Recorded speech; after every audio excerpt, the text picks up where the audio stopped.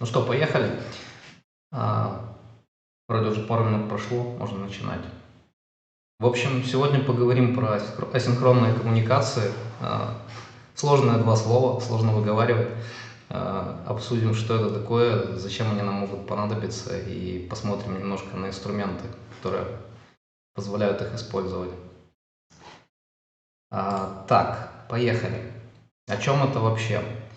Есть такой крутой дядька Рич Хики, он создал язык Clojure. Он в своих докладах вначале очень любит брать термины, которые он использует, и прям по словарю их разбирать очень въедливо. Я, в общем, решил нагло стащить у него эту привычку и разобрать практически по словарю эти два слова. В общем, асинхронный, что это такое? Это значит не одновременный, не совпадающий во времени. Коммуникация, соответственно, это, в первую очередь, процесс обмена информацией. Про линию связи сейчас пока говорить не будем. В общем, так, на первый взгляд, очень странно, что эти два слова оказались вместе, потому что как может быть процесс обмена информацией, который не совпадает во времени? В общем, какое-то противоречие как будто бы. Но мы чуть дальше посмотрим, как это может быть вообще и, собственно, зачем оно может быть. Так что едем дальше. Сначала разберем на примерах из жизни людей, потому что потом удобно будет использовать некоторые аналогии. Что такое синхронная коммуникация у людей?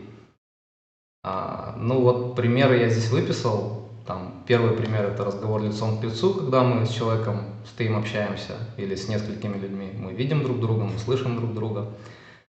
Если разговор лицом к лицу не удался, не получилось донести аргумент, иногда приходится применять прямое физическое воздействие, но это, конечно, экстремальный случай. Но, в общем-то, это тоже можно назвать синхронной коммуникацией, потому что прям во времени все рядом и физически все рядом. Ну, телефонный разговор на самом деле тоже вполне себе синхронная коммуникация, потому что людям нужно договориться, они должны быть в одно время, каждый из них должен знать номер другого, ну или, по крайней мере, один должен знать номер второго. В общем, если кто-то из них отвалится, коммуникация не получится или не возьмет трубку. Ну и видеоконференция, собственно, тоже такой пример. В чем преимущество такого способа синхронного? Во-первых, все это идет в реальном времени, то есть мы сразу получаем ответ на наши вопросы, ну, если, конечно, не с политиками общаемся.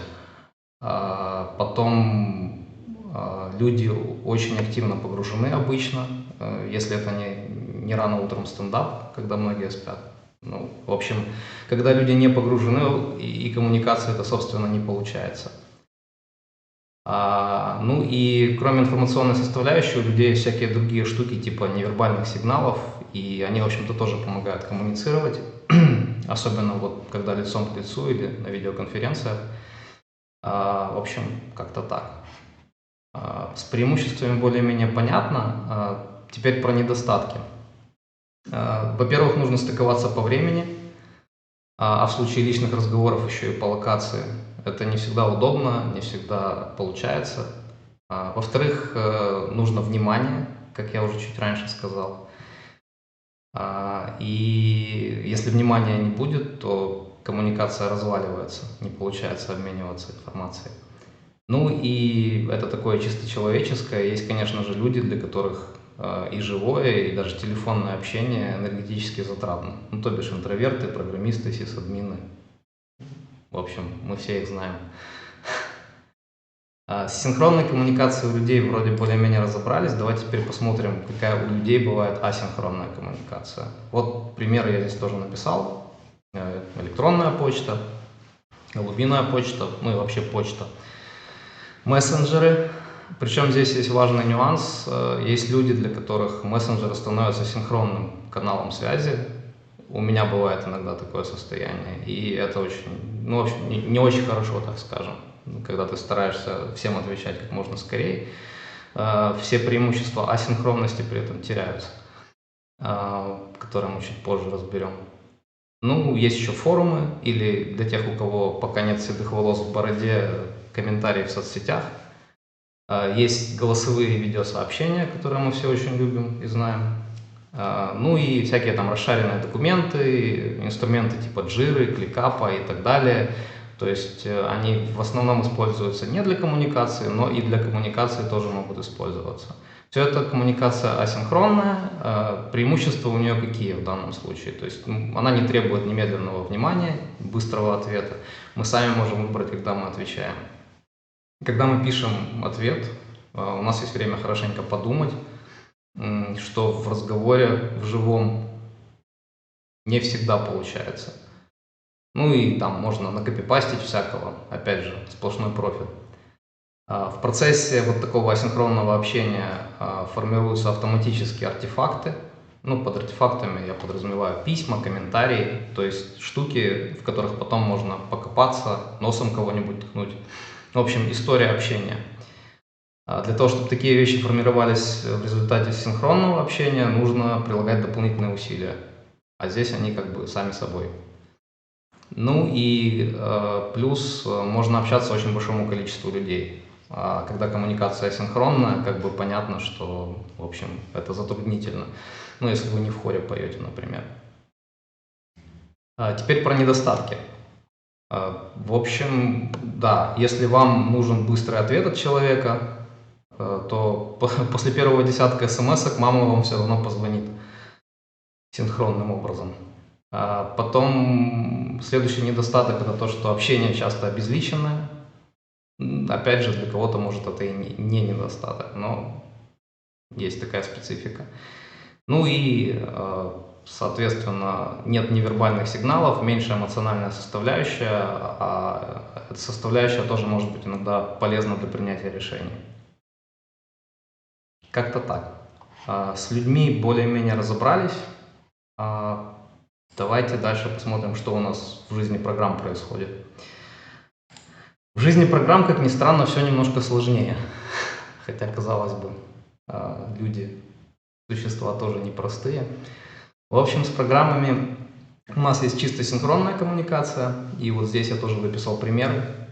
То есть первый пример – это прям вызов функции в коде. В этом случае у нас коммуницируют, например, два программных модуля. То есть ничего сложного. REST вызов через HTTP, с которыми мы все сталкивались многократно, и это тоже абсолютно синхронная вещь. Ну и вот как пример тоже WebSocket Handshake по сети. Это, я взял WebSocket просто как пример, с которым, опять же, многие работали. Это не обязательно WebSocket должен быть. Любой handshake сетевой, это, опять же, чисто синхронное взаимодействие. Собственно, вот здесь есть картинка, на которой схематично изображен процесс такого вот синхронного взаимодействия. То есть есть условный клиент, есть условный сервер, и вот здесь как раз примеры REST вызовов. То есть клиент шлет серверу запрос по какому-то понятному протоколу для сервера. Сервер его обрабатывает и возвращает какую-то информацию. Там клиент шлет серверу другой запрос, сервер опять же его обрабатывает и говорит, типа, нет, ошибка. И клиент эту ошибку может сразу как-то обработать. Я здесь еще не нарисовал, может быть ситуация, когда клиент шлет серверу какую-то билиберду полную, и сервер, опять же, он ее в какой-то мере обрабатывает, но это происходит обычно довольно быстро, и сервер просто говорит, иди ты нафиг с такими запросами, я тебя не понимаю. В общем, это синхронная коммуникация именно с программами. В чем ее преимущество? Во-первых, такое взаимодействие достаточно легко и проектировать, и имплементировать. Легко по сравнению с тем, что мы дальше разберем. Достаточно легко отлаживать. Почему? Потому что у нас все под руками. У нас под руками протокол, у нас клиент знает, когда он отправляет запрос, клиент ждет ответа от сервера в явном виде, и после того, как он либо получил ответ, либо ошибку, он знает, что он получил сразу. Отладка достаточно простая, как и на сервере. Ну и диагностировать ошибки из-за легкой отладки тоже проще. Недостатки синхронной коммуникации программ в том, что, во-первых, отправитель должен знать все детали вызова получателя, API, если короче. То есть отправитель и получатель очень жестко связаны программным интерфейсом. И нам, например, сложно обновлять разные компоненты по отдельности. Может поломаться коммуникация при этом. И плюс компоненты могут иметь лишние знания друг о друге. То есть, условно говоря, у нас есть два сервиса, которые занимаются разными вещами совершенно, и когда они напрямую друг друга дергают, то какая-то часть информации, которую должен знать только второй сервис, ее приходится знать и первому для того, чтобы сделать этот вызов. Очень часто получается так. Еще один недостаток в том, что довольно серьезный в больших системах, в том, что и отправитель, и получатель должны быть одновременно доступны, то есть они жестко связаны по времени.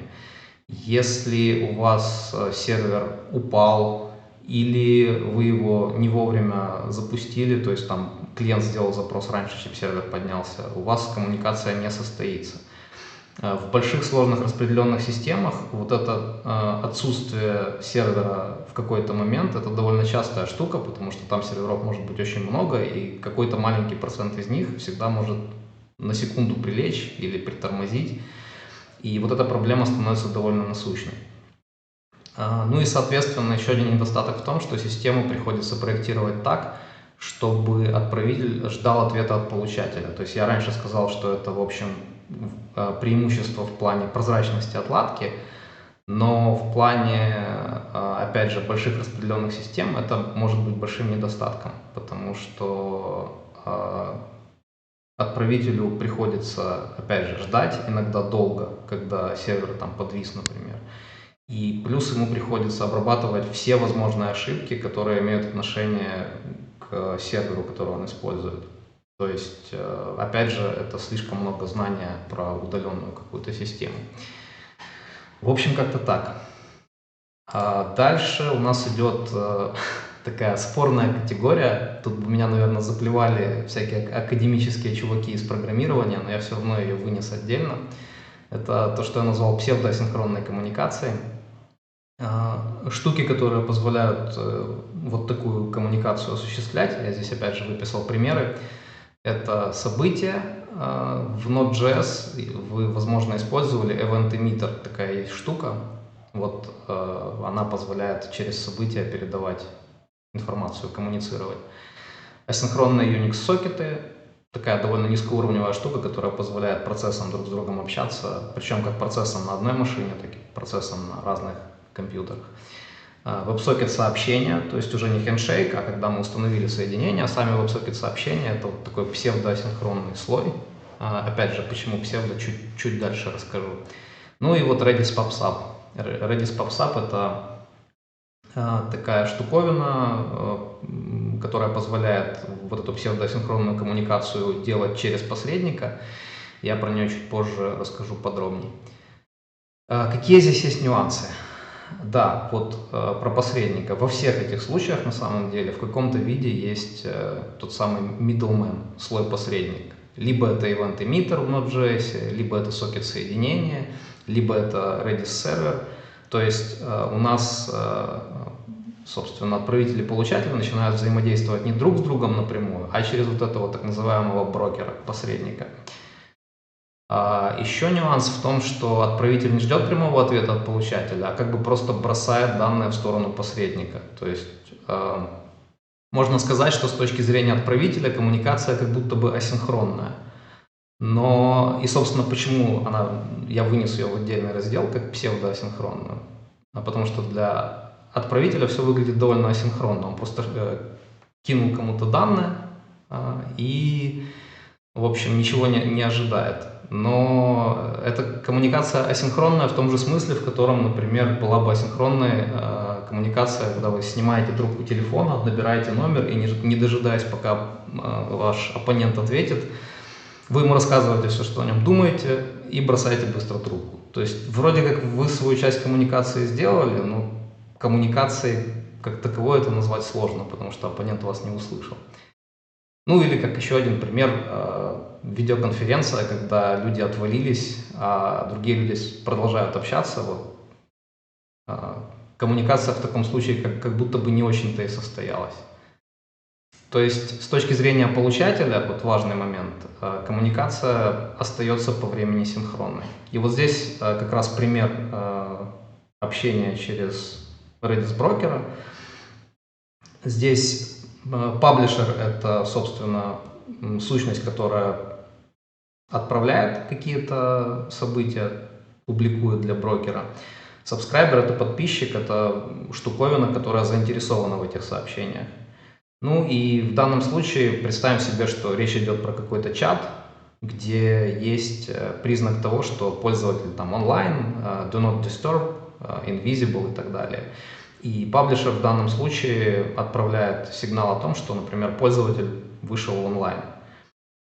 И если в этот момент подписчик все еще не подписан на, в общем, события от брокера о том, в каком состоянии сейчас пользователь, вот здесь написано not subscribed yet, то у него, в общем-то, никакой идеи не будет, даже после того, как он подпишется, потому что брокер в этой ситуации просто проксирует сообщение. То есть юзер вошел в онлайн, брокер рассылает всем, кто подписался на тот момент на сообщение, собственно, сообщение о том, что такой-то юзер онлайн. Если сабскрайбер подписался позже, это сообщение, по сути, пропадет. Но после того, как паблишер паблишит следующее сообщение про пользователя, что он, например, перешел в DND, Do Not Disturb, брокер это сообщение уже исправно передает, потому что у него этот подписчик в списке подписавшихся есть. И, в общем, у сабскрайбера есть возможность понять, что пользователь Do Not Disturb. Ну и, соответственно, если паблишер передает какую-то билиберду, тут есть на самом деле разные варианты. То есть, если подписчик подписан там на только определенный список каналов, как в Redis PubSub, например, можно сделать, он так и работает, ты подписываешься на определенные каналы. Если паблишер публикует несуществующий канал, либо в канал, на который подписчик не подписан, то ему в принципе это сообщение не придет. Если паблишер публикует в канал, на который подписан сабскрайбер, но какую-то, опять же, билиберду, то это уже чисто дело сабскрайбера, что с этим делать. То есть он может, не знаю, внутри себя какую-то ошибку выдать, может просто проигнорировать это сообщение. Это целиком на откуп сабскрайбера. Преимущества вот такой псевдоасинхронной коммуникации, они в том, что отправитель и получатель уже не связаны жестким контрактом. Отправитель может слать, тот самый паблишер в данном случае, слать произвольное сообщение, и задача получателя обрабатывать только сообщения, которые к нему относятся. А недостатки здесь, как и синхронной коммуникации, получатель все еще должен быть доступен в момент отправки, то есть в данном случае подписан в момент отправки. И второй недостаток в том, что проектировать, отлаживать и диагностировать такие системы уже ощутимо сложнее, чем полностью синхронные. По понятным причинам, потому что эти сущности, паблишера и сабскрайбера, они отвязаны друг от друга. И, в общем, мы часто можем, например, следить внутри паблишера за тем, что внутри него происходит, следить внутри сабскрайбера то, что происходит внутри него, но потом сопоставлять эти вещи бывает довольно сложно. Так, с псевдоасинхронной разобрались, теперь асинхронная коммуникация полноценная у программ. Для того, чтобы обеспечивать полностью асинхронную коммуникацию программ на уровне именно архитектуры, приходится добавлять дополнительную штуку, приходится делать так, чтобы брокер запоминал сообщения, которые ему отправляют. Собственно, практически всегда, когда мы говорим про полностью асинхронную коммуникацию, мы подразумеваем использование каких-то серьезных сторонних инструментов. Вот в данном случае я здесь выписал примеры. Это RabbitMQ, Apache Kafka и Redis Streams. Это все уровни именно архитектуры приложения, это отдельные инструменты, которые мы используем для того, чтобы разные компоненты системы связывать между собой в такую асинхронную коммуникацию. Опять же, во всех этих случаях у нас есть слой-посредник. Это вот как раз один из этих инструментов, который обычно называется брокером сообщений. Сейчас я чуть позже расскажу про суть того, что здесь нарисовано и чем это отличается. В чем здесь... Хотя нет, давайте, наверное, сразу расскажу, так будет проще. То есть здесь вот изображен пример, на самом деле, который можно на любой из этих утилит реализовать, в любом из этих инструментов. То есть пример такой же, как в прошлый раз. У нас есть паблишер, который сообщает про текущее состояние пользователя в чате, онлайн, офлайн и так далее. Есть брокер, который эти сообщения принимает, и есть подписчик, который подписан на апдейт этих сообщений. В чем коренное отличие от прошлого примера? То есть, вот, допустим, у нас паблишер сообщает о том, что пользователь ушел в офлайн, потом он там ушел в онлайн. Брокер все эти вещи фиксирует внутри себя определенным образом. Мы чуть позже поговорим, как именно. И когда подписчик подписывается на, в общем, на брокера, на апдейты от брокера, то у него есть сразу возможность получить последний апдейт, то есть последнее состояние пользователя в данном случае. И он его сразу получает, ну и заодно он получает все будущие апдейты. То есть получается, что в этом случае у подписчика он не зависит от наличие у него информации, не зависит от того, когда он подписался. Он в любом случае информацию получит. И вот это очень важный момент. Это делает коммуникацию по-настоящему асинхронной, то есть сейчас, в общем, подробнее распишем. В чем плюсы такого подхода? Здесь, опять же, нет жесткого контракта по вызову между отправителем и получателем. Получатель, как я уже сказал, может быть недоступен в момент отправки, как здесь, но он сможет получить сообщение, когда подпишется, когда станет доступным, когда поднимется из упавшего состояния, и таким образом коммуникация полностью асинхронная. И система в таком случае может изначально быть спроектирована так, чтобы компоненты минимально знали друг о друге и минимально друг от друга зависели. То есть каждый компонент просто порождает свой поток асинхронных сообщений к брокеру и слушает те сообщения, которые ему интересны. В общем, вот такой конкретно подход, когда все происходит через сообщение, он называется event sourcing, и он позволяет очень легко создавать системы, которые масштабируются просто до сумасшедшего количества там, пользователей, компонентов и так далее. Но, опять же, есть недостатки. Недостаток первый – это в том, что вот этот брокер, который здесь есть, это уже достаточно серьезная штука, как правило, особенно в случае, например, с Кавкой. Это прям отдельный большой сервис, который прожорливый и по процессору, и по памяти, особенно когда система нагружена. Ну и второй недостаток – это то, что я описал про event sourcing, когда у нас все сервисы общаются через такие асинхронные ивенты. Проектировать, отлаживать и диагностировать проблемы в таких системах – это прям отдельный скилл, который нарабатывается годами, болью и так далее. У меня его, пожалуй, все еще нету. В общем, сложная штука, да. Я сталкивался в общем, приходилось отлаживать такие системы, и каждый раз это было довольно нетривиально. Нужно все очень хорошо продумывать. Так, это описали. Теперь давайте быстро пробежимся по инструментам, как раз вот асинхронным и не совсем асинхронным. Значит так, первый разберем RabbitMQ. Смотрите, инструменты разберем совсем базово, потому что про каждый можно говорить очень-очень долго. Это, как я уже сказал, довольно сложные штуки под капотом, поэтому поговорим так достаточно вкратце. В общем, RabbitMQ – это message broker, как они сами себя называют. Работает он с очередями. На этой картинке в очереди это красные вот эти штуки Q. У него есть довольно богатые возможности роутинга. Сейчас я расскажу чуть подробнее, что это такое.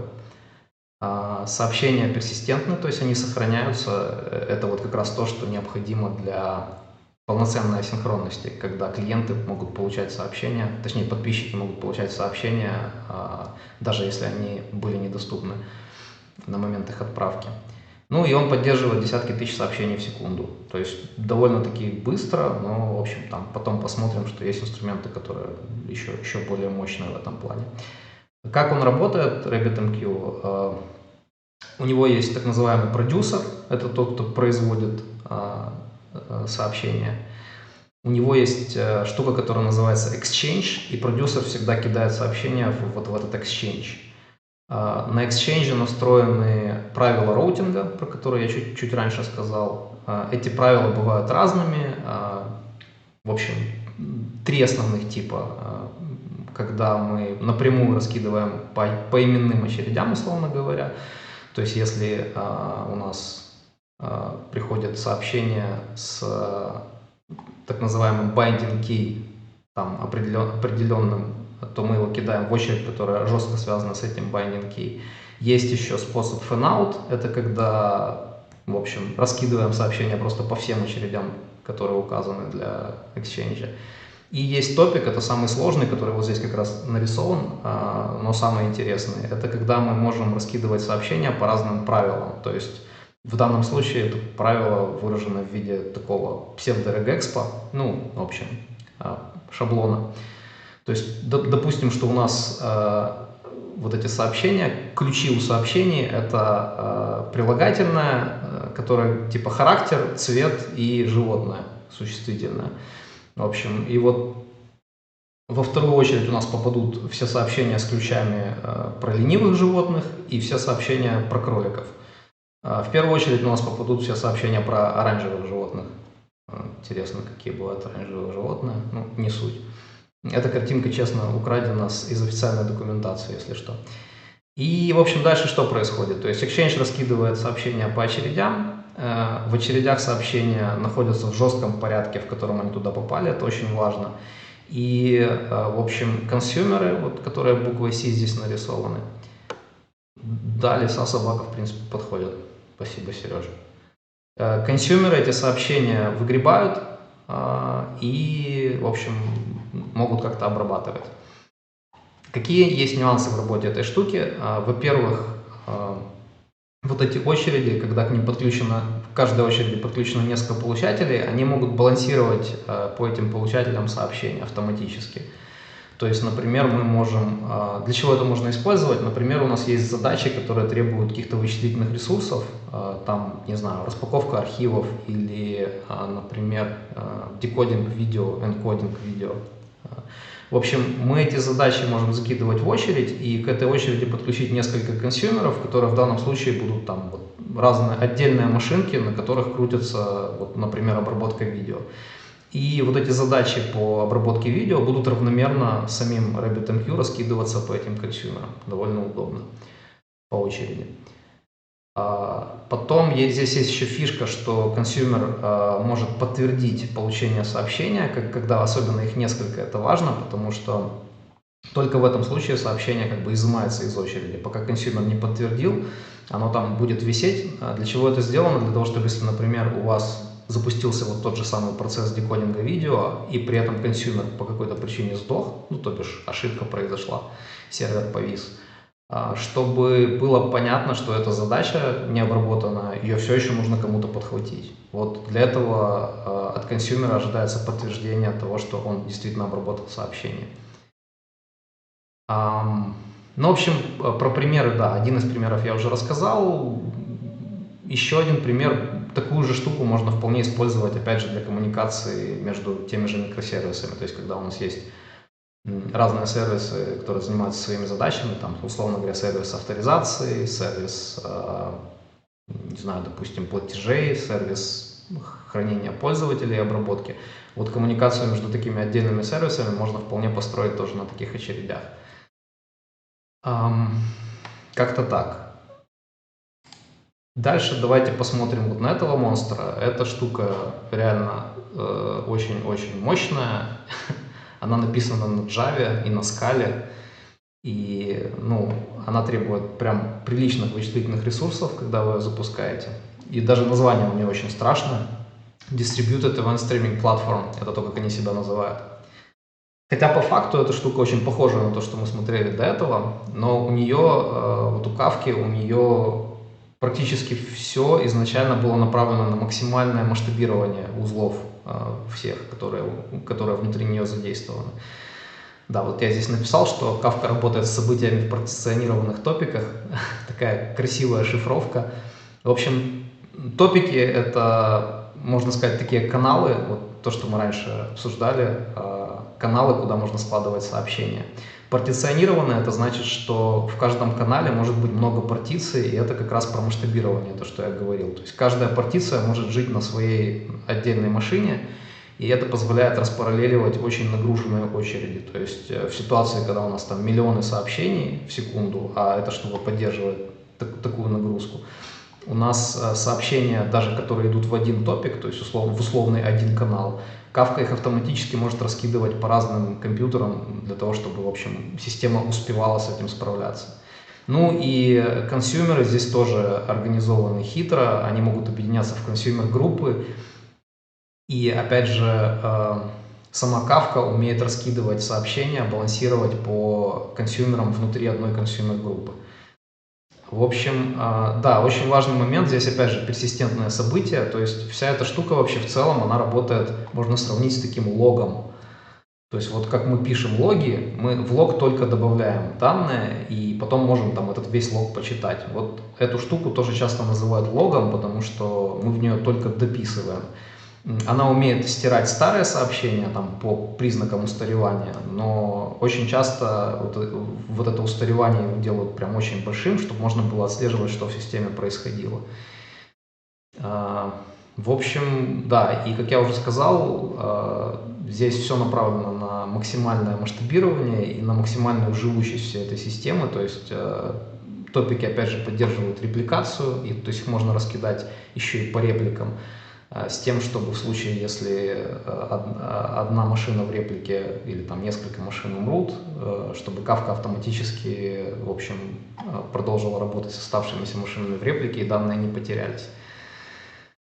Как я уже сказал, порядок сообщений, как понять, когда тебе достаточно в проекте RabbitMQ, а когда уже нужна Kafka.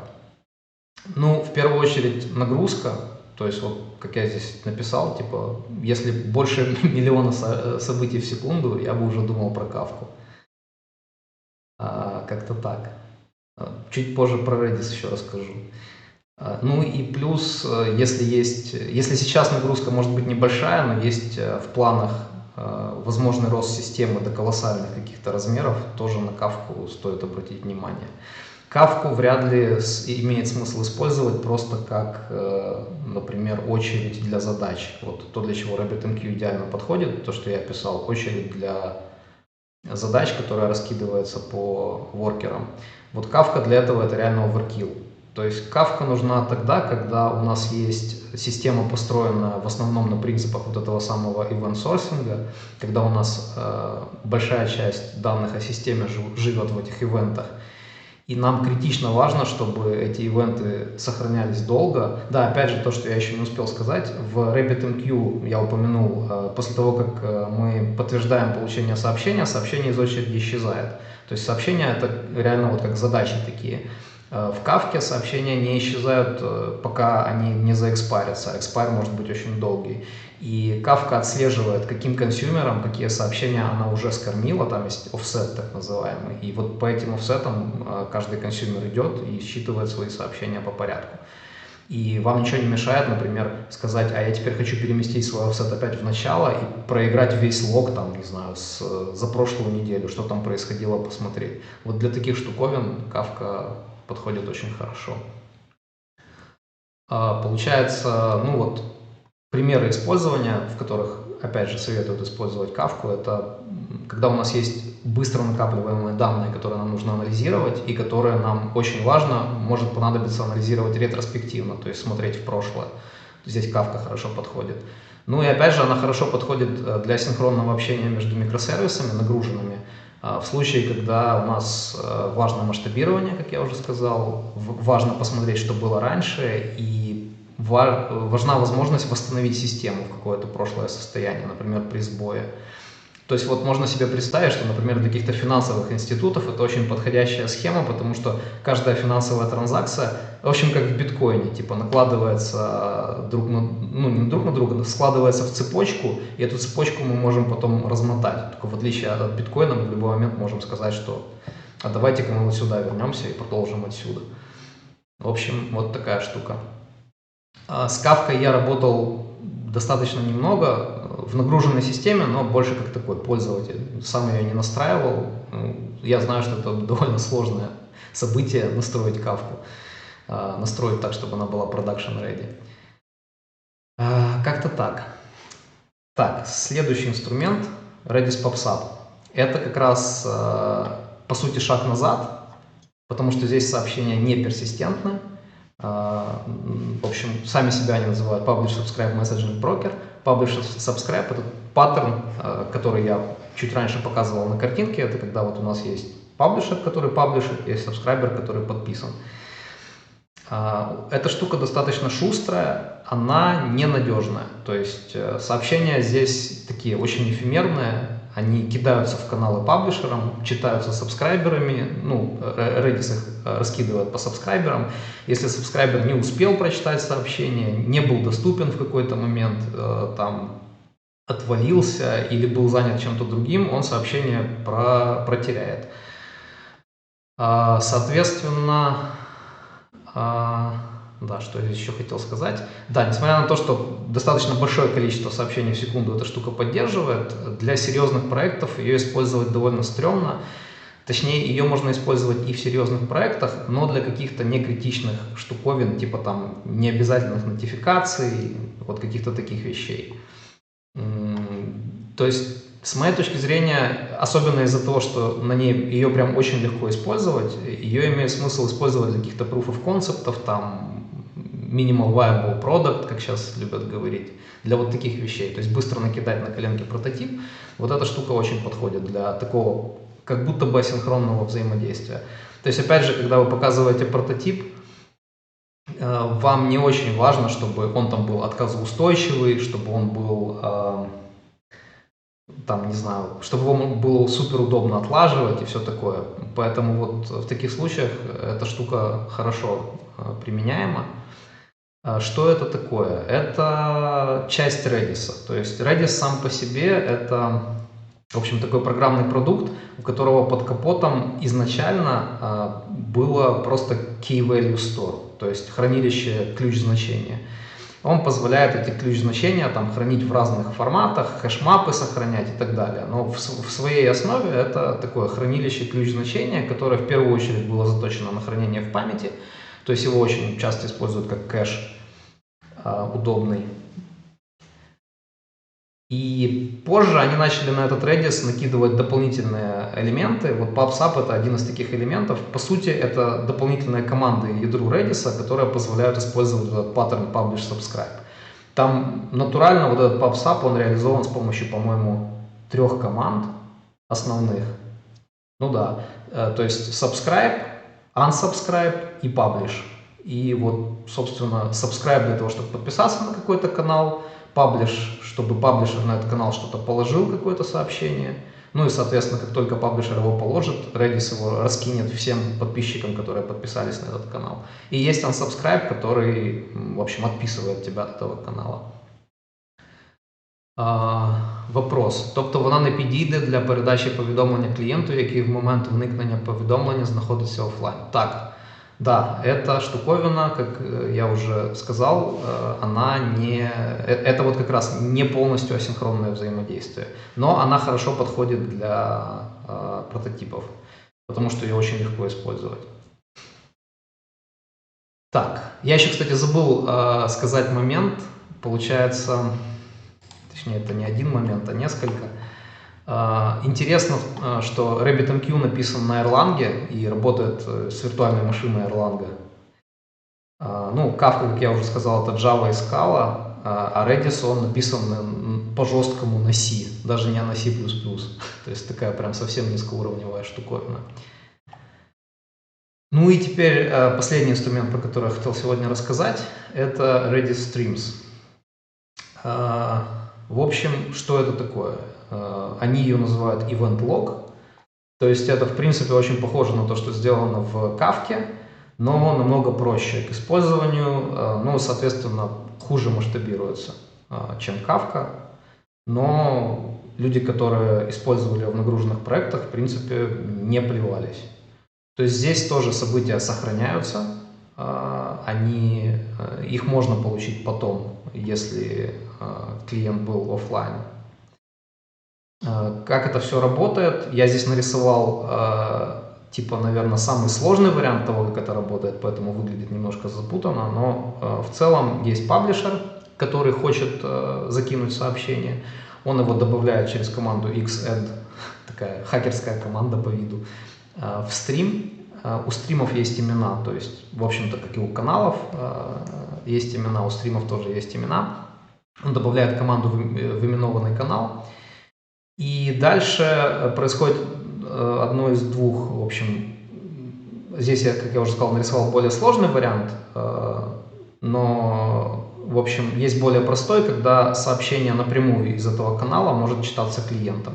Но здесь нарисован вариант с консюмер-группами. Консюмер-группы нужны, опять же, в случае, когда вам нужно раскидывать нагрузку. То есть, вот как я в RabbitMQ рассказывал, когда у нас есть задачи, например, по декодингу видео или энкодингу долгоиграющие, у нас есть много там, ну или несколько машин, на которых эти задачи выполняются. Мы все эти машины добавляем в Consumer Group, и Redis автоматически раскидывает задачи, балансировать эти задачи по вот этим клиентам. И опять же, здесь есть возможность прочитать из группы задачу и послать это acknowledge, то есть подтверждение того, что я задачу выполнил, ее можно пометить как выполненную. Это сложные случаи, ну, в смысле, чуть более сложные. В простом случае клиент может напрямую читать из стрима. И, опять же, важный момент, помимо подписки на стрим, то есть, условно говоря, выгребания последних сообщений из стрима, подписчик может выгрести вообще сколько он хочет, хоть весь стрим от самого-самого начала.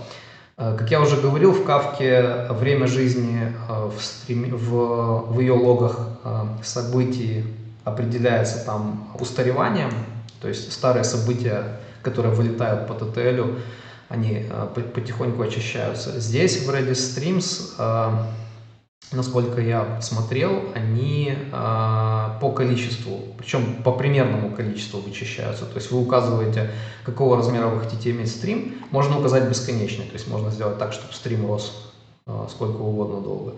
Но вы можете указать, типа, я хочу, чтобы у меня в стриме хранилось не более 1000 событий, и вот у вас примерно 1000 будет сохраняться, и потихоньку голова стрима будет почищаться. Как-то так. Так, что я здесь хотел еще рассказать?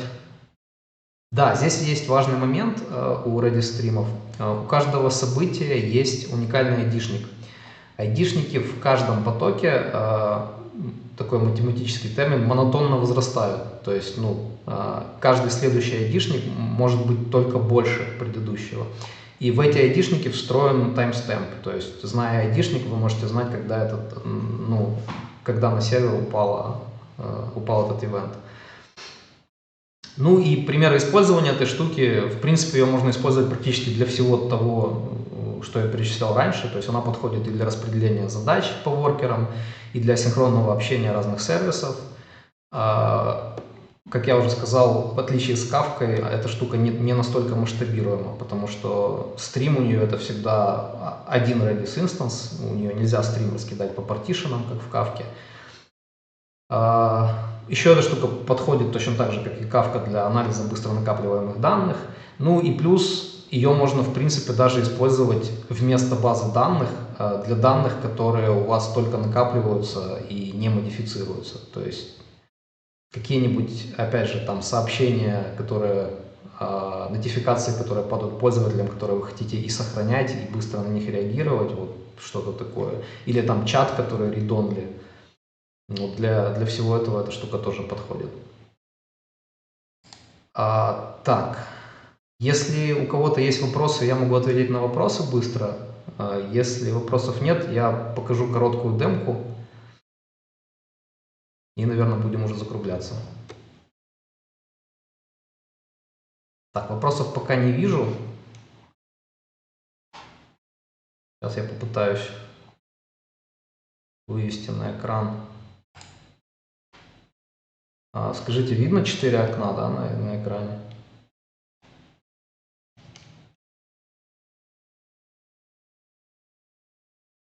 Отлично.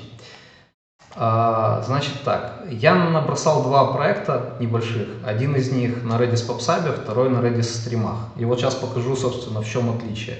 Сразу скажу, то, для чего я использовал здесь Redis, это не очень хороший способ использования. Это как раз скорее такой способ для показать. Сейчас чуть позже поймем почему. Сейчас проверю. Да, у меня в докере поднят Redis контейнер, собственно, запускается, сейчас запущу нод приложения, которое с этим Redis контейнером будет работать. Так, есть. В общем, в чем суть приложения? Это такой супер микрочат, я его даже назвал наночат.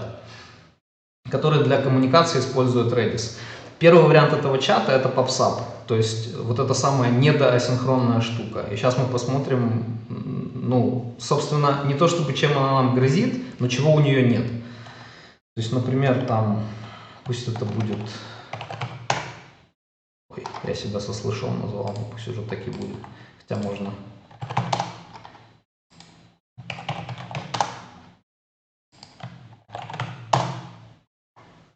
То есть вот вы видите, да, здесь появляются сообщения о том, как бы кто подконнектился. Коннект отслеживается, сейчас расскажу, как это все происходит, но то, что уже сразу можно видеть, клиент получает только те сообщения, которые были на момент, ну, на котором он подписался, точнее так, события, которые возникли после того, как он подписался на канал. То есть самый последний человек, который подключился, видит только себя подключившегося. Как это, быстро расскажу, как это работает под капотом. Код, наверное, уже не успею детально показать, но потом скину репозиторий. Каждый вот этот клиент, он изначально ни к чему не подключен. Когда человек вводит свое имя в начале, мы коннектимся по веб-сокету из каждого браузерного окна, коннектимся по веб-сокету к серверу. И получается, с этого момента сервер запоминает, что вот по этому веб-сокету подключился такой-то клиент, и ему нужно отправлять там, соответственно, сообщение. И, как я уже сказал, из-за того, что это PubSub, мы здесь очень четко видим, что мы можем получать только сообщения, которые, в общем, возникли после подключения. Ну и то, что здесь реализовано, это то, что можно писать как бы в общак, и это бродкастится на всех подключенных клиентов через WebSocket, проходя при этом через Redis PubSub, опять же. Можно писать там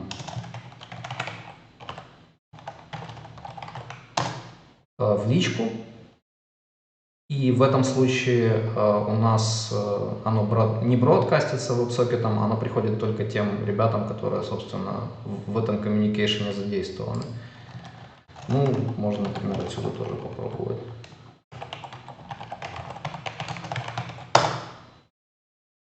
То есть вот видно, что здесь оно есть. Ну и еще здесь есть обработка дисконнекта, то есть когда мы прерываем соединение, я вот перезагрузил, просто он закрыл WebSocket, мы видим, что здесь этот клиент дисконнектнулся. Собственно, все. На Redis PubSub, как я говорил, там какое-то накопление сообщений не построить. То есть для того, чтобы накапливать их и показывать клиентам, которые были в офлайне до этого, нужно, в общем, нужно что-то большее, зараз покажу що. А як Redis знає, кому саме треба надіслати повідомлення? Значит, в данном случае это целиком определяется протоколом сохранения вот этих сообщений. То есть я здесь достаточно все сильно упростил. Опять же, я потом расшарю код, сможете посмотреть. Здесь просто-напросто через Redis PubSub кидаются сообщения вида там от такого-то пользователя такому-то пользователю. И уже задача сервера, там, который поймал это сообщение, если к нему подключен пользователь сейчас по веб-сокету, который либо from, либо to, он ему это сообщение отправляет. То есть в данном случае вот это разруливание по пользователям, это не работа Redis, это работа, собственно, нод сервера, работа WebSocket сервера, по сути.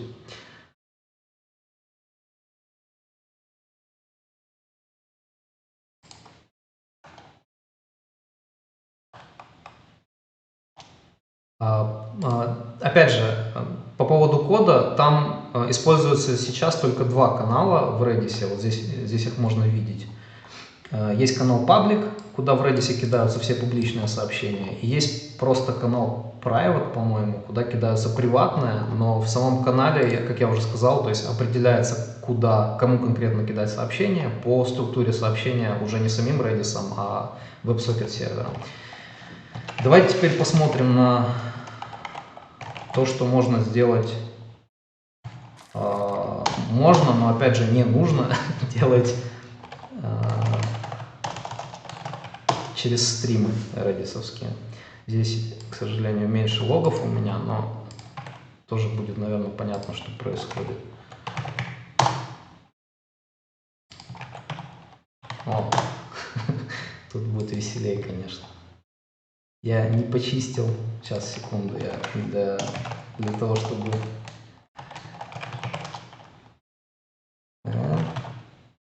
Может, clear? Нет, сейчас. Cleanup. Какая демка без факапов? У меня просто накопились сообщения в этих стримах с процесса тестирования. Хорошо, хоть никаких матов не было. Давайте сейчас все по-красивому с нуля заведем. Ну вот давайте предположим, что у нас сначала обновим везде окна. Сначала у нас заходит последняя буква в алфавите, потом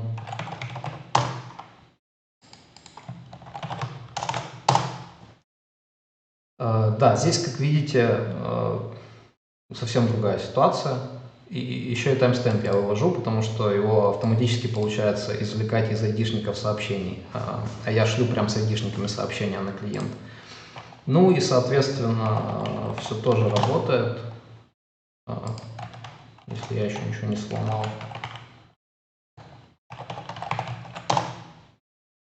Да, то есть вот личка работает.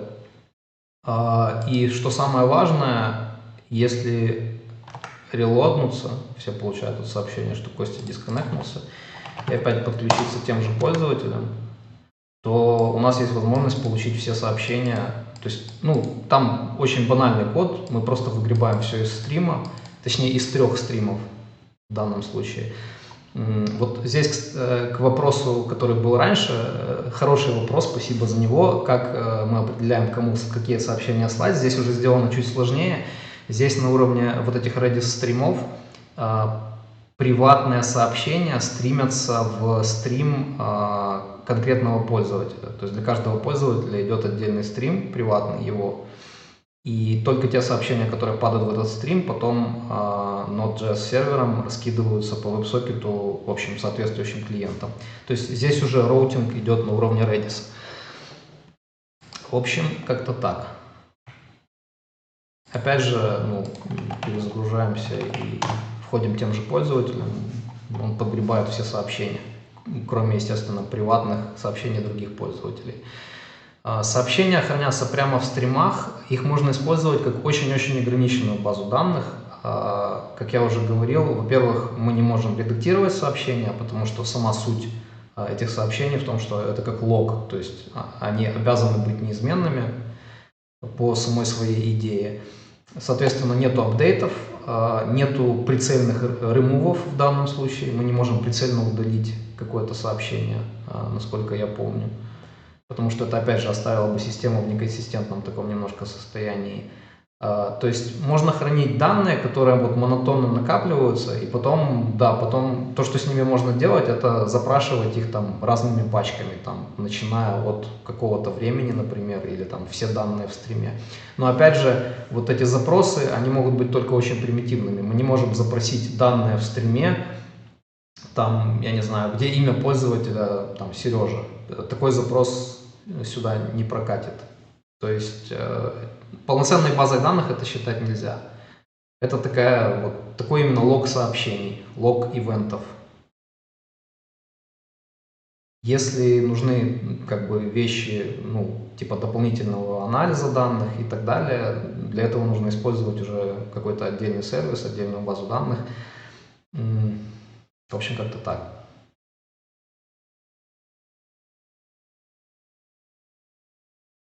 Как я уже говорил чуть раньше, в мире там, тех же микросервисов, как обычно используют вот такие ивенты. Например, у нас есть вот куча сервисов, каждый из которых занимается своей узкой спецификой. Там сервис платежей, сервис заказов, ну, и так далее. Мы каждому сервису делаем там какие-то свои стримы, куда он паблишит сообщения, которые он производит. Вот я там сделал такое-то действие, я сделал такое-то действие. И, соответственно, эти стримы — это вот просто отчет о том, что делал этот сервис. И этот сервис подписывается на стримы других сервисов, в которых он заинтересован, и выгребает оттуда в реальном времени тоже сообщения, которые интересны ему.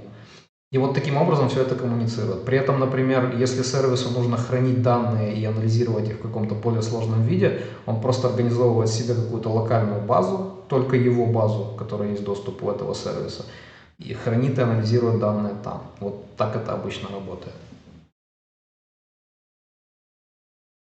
Так, мы уже почти уперлись по времени. Давайте еще один вопрос, если у кого-то есть.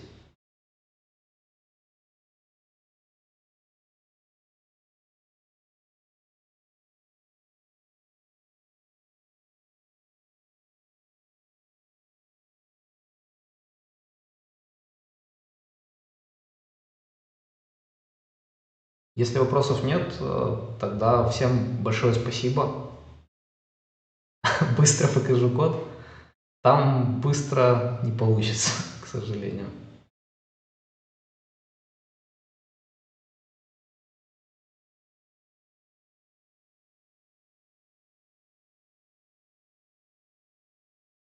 Могу сделать потом отдельный микросозвон для разработчиков, кому будет интересно, и рассказать про это. Да, спасибо всем, что пришли. Ага. Спасибо всем. До скорых встреч. Пока-пока.